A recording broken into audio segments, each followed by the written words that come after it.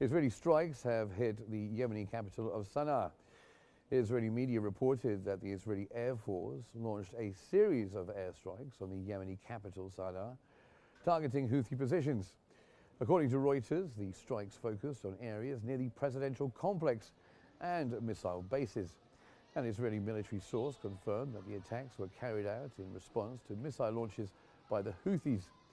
The airstrikes also hit civilian facilities, including the central Haziz power station and an oil company. Israeli sources identified the presidential palace as a primary target, with at least 3 sites being bombed in total.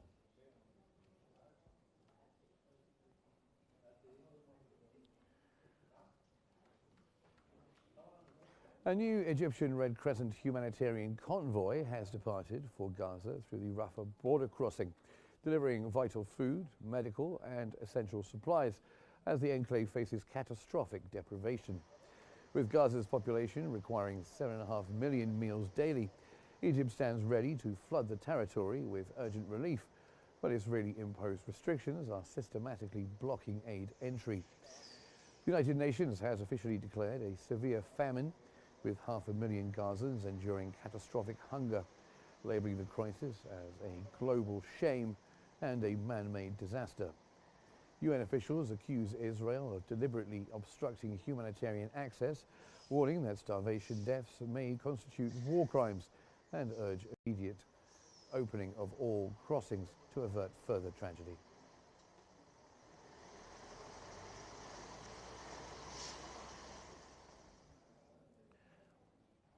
Egypt's Foreign Minister Badr Abdul Ati has voiced deep alarm over escalating reports of famine in Gaza, urging urgent international action to halt Israel's grave violations.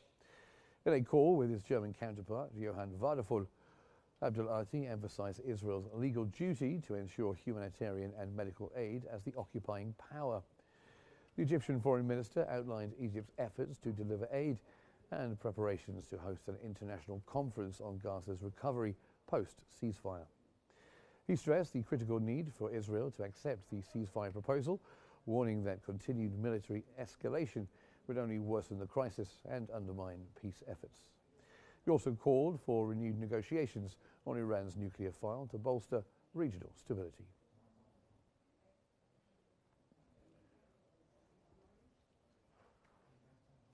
The Palestinian presidency has warned that Israeli policies aim to perpetuate aggression until they impose conditions allowing continued extermination and starvation. It condemns Israel's defiance of international calls to halt the war. The Palestinian presidency urges the U.S. administration to assume responsibility for Israel's actions, cautioning that policies risk triggering widespread chaos across the entire region. The statement highlights the urgent need for global intervention to stop Israel's offensive, emphasizing the grave humanitarian and regional security consequences if these aggressive measures persist unchecked.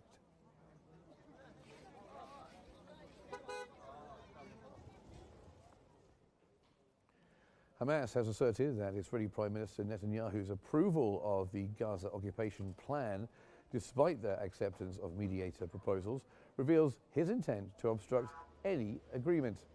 Hamas confirmed they agreed to a partial deal and showed readiness for a comprehensive one, yet Netanyahu rejects all solutions.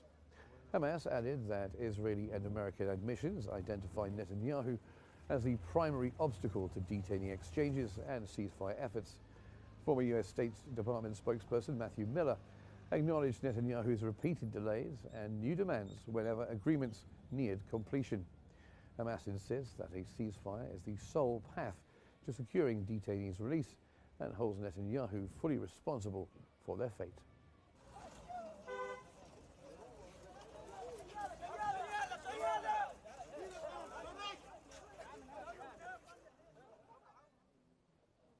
Iran's Supreme Leader Ali Khamenei has firmly declared that Iran will resolutely resist any U.S. attempts to force submission or capitulation. He emphasized that Iran cannot be compelled to yield to external demands or ultimatums. Regarding the nuclear negotiations, Khamenei acknowledged that profound and intractable differences persist between Tehran and Washington, making resolution unlikely in the near term. He reiterated Iran's unwavering stance against succumbing to American conditions, underscoring national sovereignty and defiance as core principles guiding Tehran's stance in ongoing diplomatic tensions.